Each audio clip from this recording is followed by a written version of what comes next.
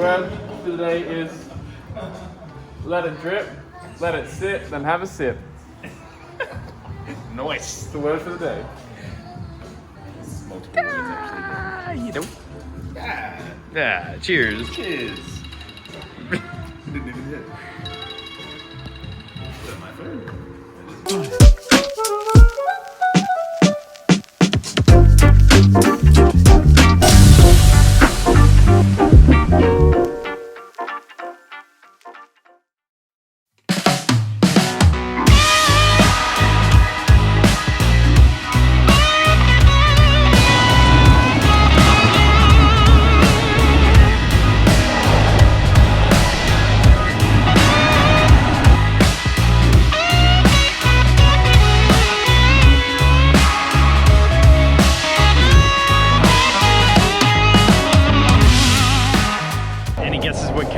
Right now to record this.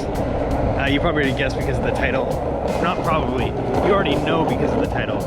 But if I didn't choose the title that I wanted, would you have guessed what camera was shooting this right now? The camera that we're using for today's video, and what you just saw, was all the GoPro Hero 8. Hit me up! The El Grande extension pole. And last but most importantly for this video, ND filters. So these are the ND filters from a company called Telesin on Amazon. You can get the better quality ones, name brand ones, for about $100. These I think are 50. So I picked these up to try them out. I've always been skeptical of ND filters on GoPros, but that's what this video is about, so let's get back out there. One of the things that makes things look cinematic is motion blur. And to get motion blur, you need to have a specific shutter speed to whatever your frame rate is. Really quickly here, without trying to make this whole video about it, basically, for the context of this video, we are shooting in 24 frames per second.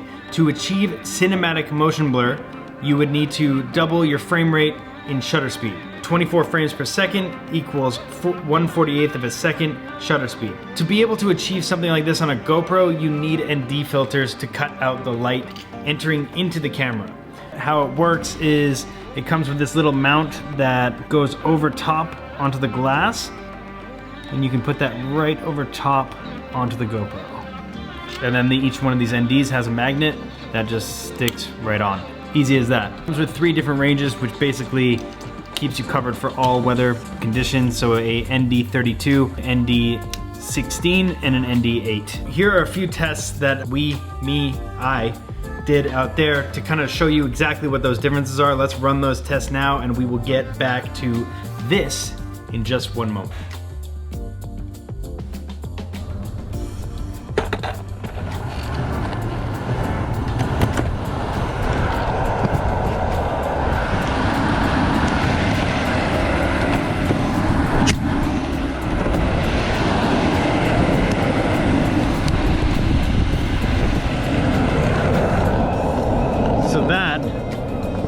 It's without motion blur.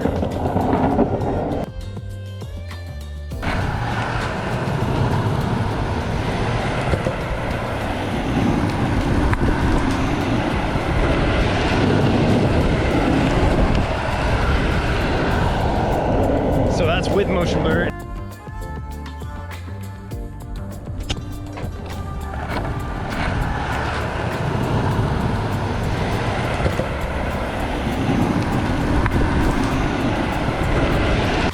So it looks pretty sweet. Now either you don't notice a difference, and if you don't, then this is gonna save you a lot of time because these are kind of a little bit of a hassle to use.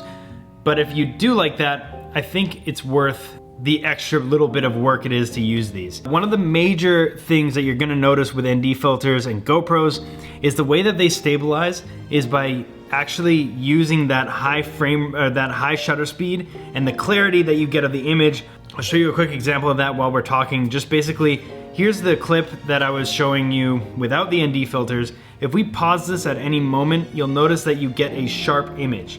If we switch to the clip with the ND filters and we pause that, notice how there's all that motion blur on the sides. Like it looks like it's out of focus, other than the subject, of course. The issue here is that when you add these ND filters on, the stabilization does not really work on the GoPros. And one of the plus sides of using a GoPro is actually that stabilization. Effectively, you have two options here. You can use mechanical stabilization like a gimbal, something that will just hold it up and stabilize it, or what I've found to be a kind of a happy medium is turning it onto the lowest setting of stabilization. So if you look at these clips, I'm gonna show some more, you can see that it is a little bit struggling with the stabilization, but I think that's more than worth the trade-off of having that nice motion blur. It feels more natural. If I were to put this onto full boost mode, it would be jumping all over the place and not working. If I choose to include it, I'll throw some B-roll over top of this to show you that that does not work. So if you think you can just take these GoPro filters and throw them right over top, it's not the case. To me, I use this as a tool in my bag. It's not something that I would have on my GoPro all the time because I think for a normal walking, vlogging shot, it's acceptable not to have it look so cinematic. But if you wanted to shoot B-roll with the GoPro, then I definitely think that something like the ND filters from Telesin, not a sponsored video by the way, would be the way to go. So especially when you're doing something like skateboarding or biking, if you're mounting this, where a little bit of shake is not gonna be bad, but you feel more immersed when you can see the world going by you at such a high, fast speed rate. 48 at 1, look at my hands like this. So I'm gonna play that intro sequence again, which was shot on the GoPro, so you can really kind of look at it with the new knowledge. Here it is now.